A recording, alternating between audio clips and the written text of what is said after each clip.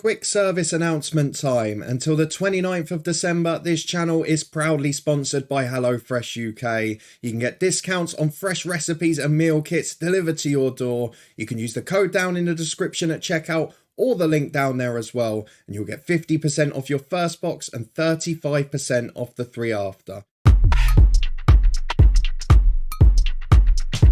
Hello and welcome along to another Championship managerial special from the Honest Football Podcast. We must be nearly the whole way through the Championship table now since the start of the summer. And this is a club that we are going to a second manager special of the season on, because Mick Beale, the appointment in the summer at Qpr Rangers, decided to get up and leave for Glasgow Rangers in the middle of the World Cup break. And that means there's a new manager in town. That man, former Blackpool head coach Neil Critchley, who joins the club on a 3.5-year contract. It's a very strange circle of events, which we'll get to in a minute. And we'll talk about Mick Beale's stint in charge, the circumstances in which he left, and of course, what we expect from the Neil Critchley era. So hopefully you're looking forward to all of that. I'll be interested to get QPR fans' thoughts down in the comments. But let's start with the predecessor, Mick Beale, because it was a very strange month or two at QPR, wasn't it? A man who came in with a huge coaching pedigree, credited with a lot of the success Steven Gerrard had had at Rangers and then at Aston Villa. That view, of course, heightened by the fact that Steven Gerrard's former Aston Villa greatly declined after Mick Beale left at the start of this season. However, Mick Beale had a very similar problem. Started very well with QPR, they were up and fighting in the top 2 as recently as the 15-game mark, but then he was linked with the Wolves job. He'd been touted with a few this season, but Wolves was the first one that led to an official approach. He turned that down. He made a big statement about how important it was to be loyal, that he couldn't be the first person leaving the door when he's expecting loyalty and commitment from his players. But after that, things turned a little bit sour on the pitch. No win since the 22nd of October, going into the World Cup break in the middle of November. And then Mick Beale got interest from Glasgow Rangers. QPR had dropped a few places in the table. There were a few murmurings that maybe his stock was a little greater than it should be, given what he'd proven on the pitch. But Glasgow Rangers were not deterred. And neither was Mick Beale. He made a return to his former club, angering a lot of QPR fans, and of course, shredding to bits his statement about loyalty a month earlier. Of course, it didn't help QPR either. The first game back under interim management yesterday, as I'm recording this, was a heavy 3-0 defeat against league leaders Burnley. They're going to be right up there though, so no shame in losing to them. But that means there was a vacancy, and Neil Critchley is the man to come in. And this is where we've got the fun full circle, because he was formerly manager of Blackpool. He left in the summer to become the assistant at Aston Villa in the Premier League for Steven Gerrard, a role vacated by Mick Beale from moving to QPR. And he now is out of work due to Steven Gerrard's sacking and is available to return as a Championship head coach. So that is the full circle of events. Of course, Mick Beale left the club on the fringes of the playoffs after that poor run. There's no doubting that since the interest from Wolves, there has been a big decline in form. And I guess a lot of QPR fans probably accusing him of jumping ship just before his stock maybe fell. But at least the club will have got compensation for him, because the way he was going, it could have led to a sacking. We saw a similar situation a few years ago, and it was Marco Silva at Watford in the Premier League. And there was big interest from Everton. He didn't take it in the end, but then Watford's form declined so much that he got sacked, and then he ended up going there anyway.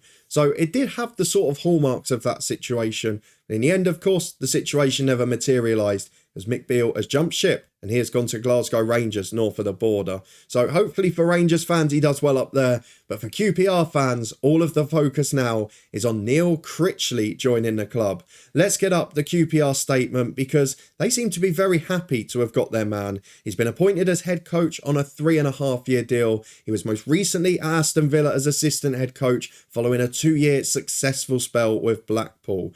Now, he's a highly respected coach. He's very highly thought of in the game. He demonstrated an early love for the tactical side following retirement at the age of 24, becoming academy director with Boyer Club Crew in 2007 before joining Liverpool in 2013. After working in a variety of the youth levels there, he made his first foray into management at Bloomfield Road. At 44, he's now looking forward to life at Queen's Park Rangers. He says he's very excited and can't wait to get started. It's a huge honour for him and he would like to thank the owners, Les Ferdinand and Lee Hughes, for entrusting him to lead the club. He'd also like to thank Paul Hall and his staff for the hard work they've put in during the interim period. He's now looking forward to getting to work with the players and staff and says that he knows a number of them already and that there have been good foundations laid. So it's his job to try and build on it. He wants to take the club forward. QPR chairman Amit Bhatia, though, he's even more confident. He's absolutely delighted to bring Neil to the club. Following the abrupt departure of Mick Beale, it was important that we made a swift appointment, but also that we took the necessary steps to ensure it was the correct one. In announcing Neil today, we have achieved that. It was a good start to the season, and in the same way that Mick built on the strong work of his predecessor Mark Warburton, we wanted someone who we felt certain could continue that progress for the club. He'll be joined at Loftus Road by Mike Garrity, who leaves his assistant head coach role at Lincoln City, and Ian Brunskill, both of whom worked with Critchley at Blackpool. He will have his full interviews out later today, but let us talk about Neil Critchley being appointed, because it's a very interesting one, and you could argue it's a very safe appointment. He's a manager who is proven in the Championship.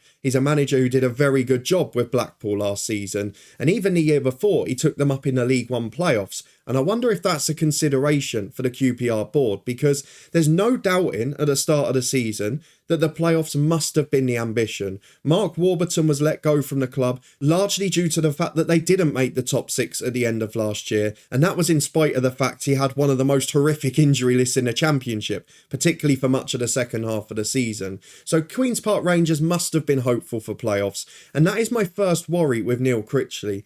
Is he going to be able to do that quickly with a squad that isn't his own, albeit is a very good one and doesn't need a huge amount of work? And is he going to get the right players in January to allow that? If he does, well, then you'd fancy him in the playoffs, wouldn't you? One attempt at it in League One with Blackpool, one victory against Lincoln at Wembley Stadium, and Blackpool were promoted to the second tier. And I think it's something we covered in our score predictions most of last season.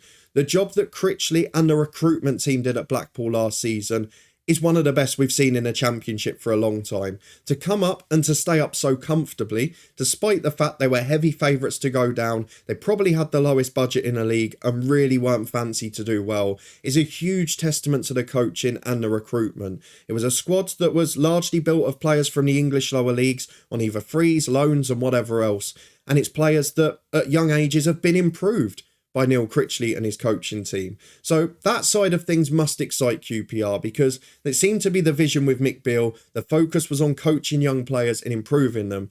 And there are some very good ones at QPR.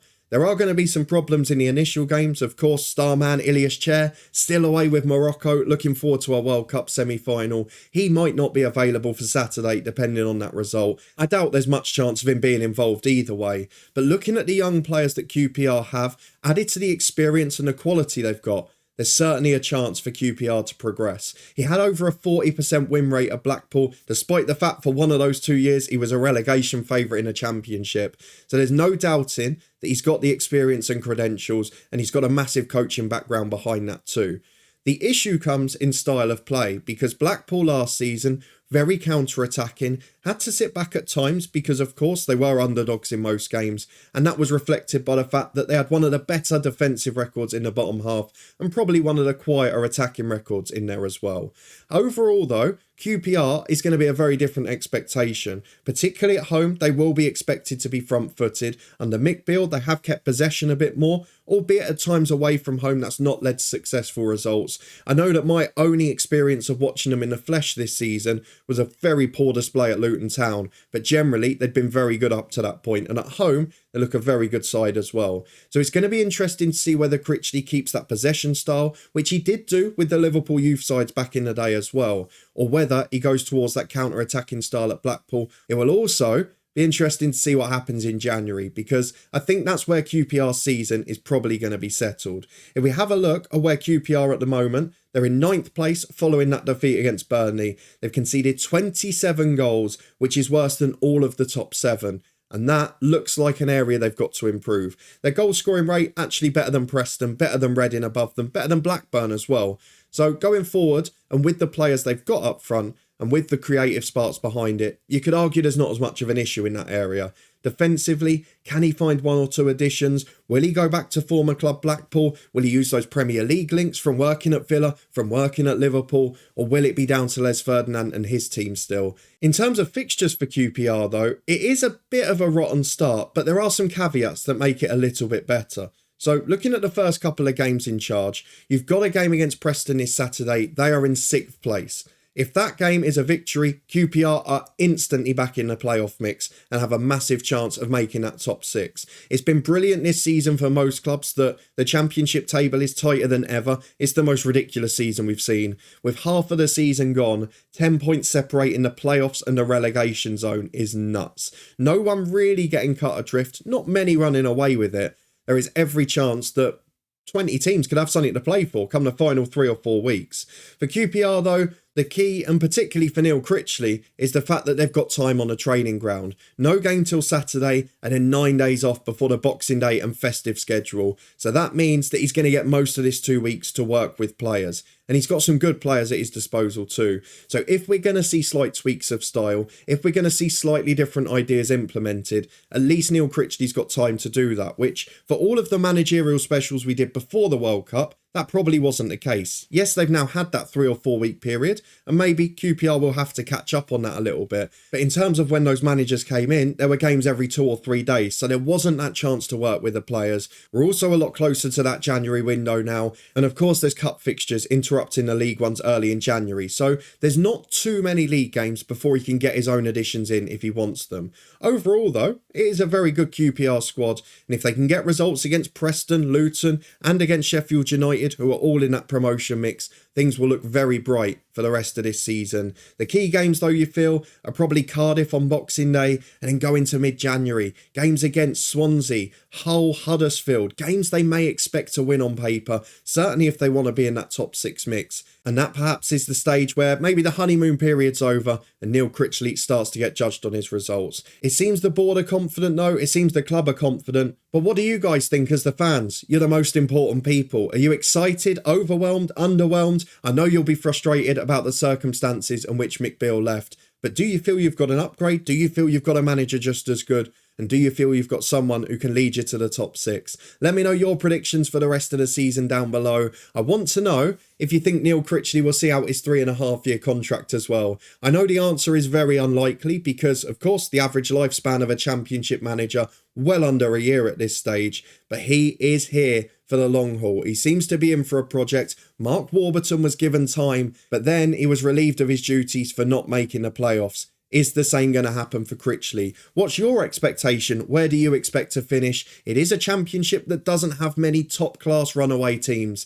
So do you think you can get in that top 6 and maybe close that 10-point gap to the top 2? If you did enjoy this episode though, and our thoughts on the appointment of Neil Critchley as QPR head coach, then please do put a thumbs up on the video, subscribe down below and turn that notification bell on for regular content from the podcast. We've got championship score predictions every single match day, and the next ones will be coming later this week. I'm sure there'll be more manager specials too. Keep your eyes peeled for those, and you can support the show as a channel member by clicking the join button down below. Check out in the description a link to HelloFresh, our sponsor for today's video. You can try that out now and it does help support the channel as well. But thank you very much for watching. Let us know what you think of the appointment, QPR fans and other championship fans. Are you worried? Let us know. I'll see you next time.